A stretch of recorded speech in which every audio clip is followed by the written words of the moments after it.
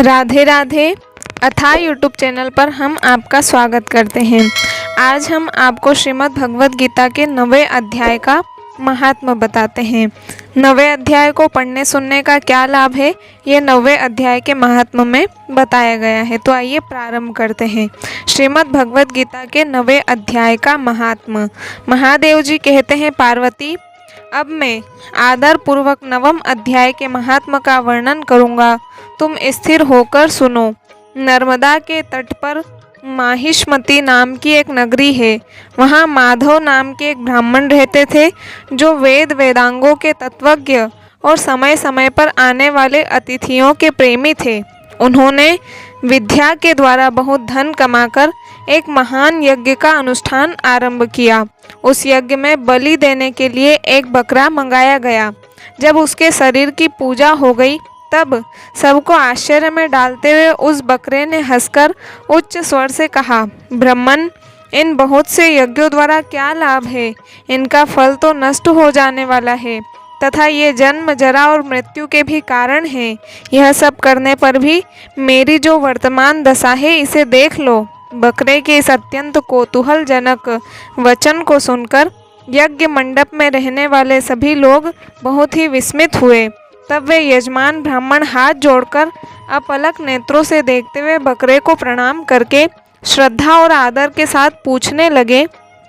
ब्राह्मण बोले, आप किस जाति के थे? आपका स्वभाव और आचरण कैसा था तथा किस कर्म से आपको बकरे की योनि प्राप्त हुई? यह सब मुझे बताइए। बकरा बोला, ब्राह्मण, मैं पूर्व जन्म में ब्राह्मणों के अत्यंत निर्मल कुल में उत्पन्न हुआ था। समस्त यज्ञों का अनुष्ठान करने वाला और वेद विद्या में प्रवीण था। एक दिन मेरी स्त्री ने भगवती दुर्गा की भक्ति से विनम्र होकर अपने बालक के रोग की शांति के लिए बलि देने के निमित्त मुझसे एक बकरा मांगा। तत्पश्चात जब चंडिका के मंदिर में वह बकरा मारा जाने लगा, उस समय उसकी माता ने मुझे शाप दिया, ओ ब्राह्मणों में नीच पापी, तू मेरे बच्चे का वध करना चाहता है, इसलिए तू भी बकरे की योनि में जन्म लेगा। द्विज श्रेष्ठ, तब कालवश मृत्यु को प्राप्त होकर मैं बकरा हुआ। यद्यपि मैं पशु योनि में पड़ा हूँ, तो भी मुझे अपने पूर्व जन्मों का स्मरण बना हुआ है। ब्राह्मण, यदि आपको सुनने की उत्कंठा हो तो मैं एक और भी आश्चर्य की बात बताता हूँ। कुरुक्षेत्र नामक एक नगर है जो मोक्ष प्रदान करने वाला है। वहाँ चंद्र शर्मा नामक एक सूर्यवंशी राजा राज्य करते थे। एक समय जबकि सूर्य ग्रहण लगा था, राजा ने बड़ी श्रद्धा के साथ काल पुरुष का दान करने की तैयारी की। उन्होंने वेद वेदांगों के पारगामी एक विद्वान ब्राह्मण को बुलवाया और पुरोहित के साथ वे तीर्थ के पावन जल से स्नान करने को चले। तीर्थ के पास पहुंचकर राजा ने स्नान किया और 2 वस्त्र धारण किए।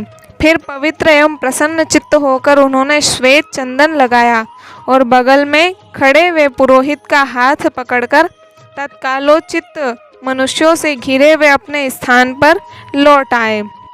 आने पर राजा ने यथोचित विधि से भक्ति पूर्वक ब्राह्मण को काल पुरुष का दान किया। तब काल पुरुष का हृदय चीर कर उसमें से एक पापात्मा चांडाल प्रकट हुआ। फिर थोड़ी देर के बाद निंदा भी चांडाली का रूप धारण करके काल पुरुष के शरीर से निकली और ब्राह्मण के पास आ गई।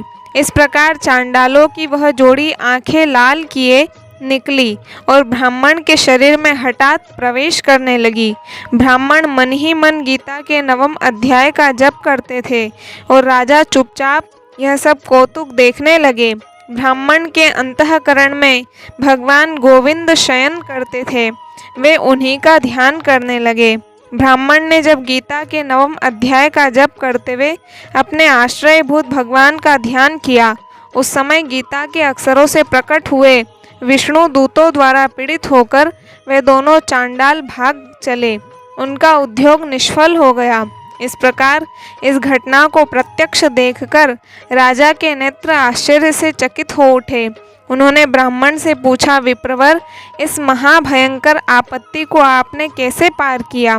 आप किस मंत्र का जप तथा किस देवता का स्मरण कर रहे थे?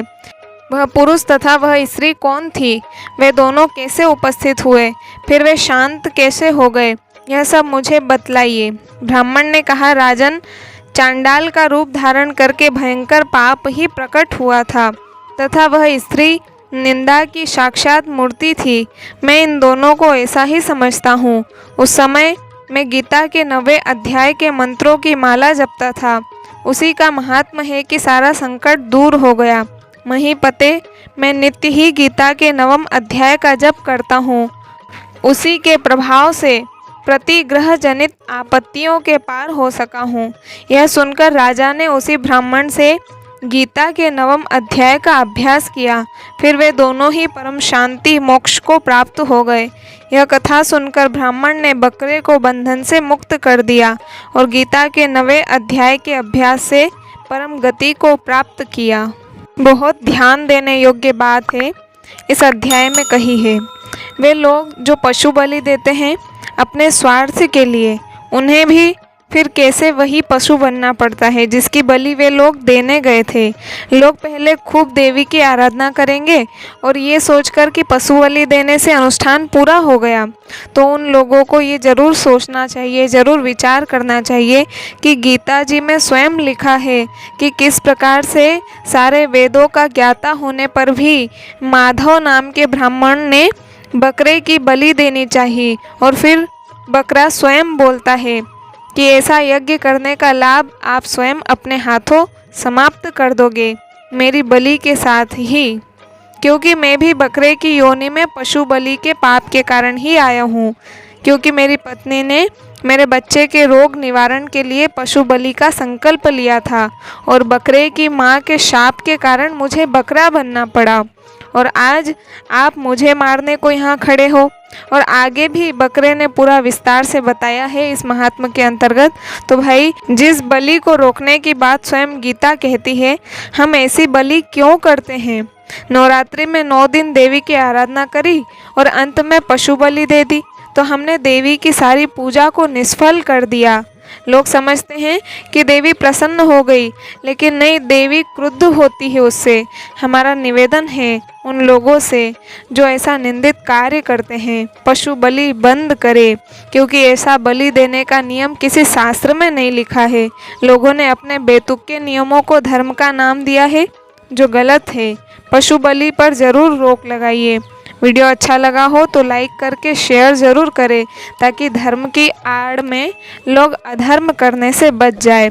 नहीं तो प्रकृति इन सब बातों का बदला हमसे ज़रूर लेगी। शास्त्र गवाह है इस बात के कि जब जब भी प्रकृति अपना बदला लेती है तो सबसे पहले गाय पर विपत्ति आती है।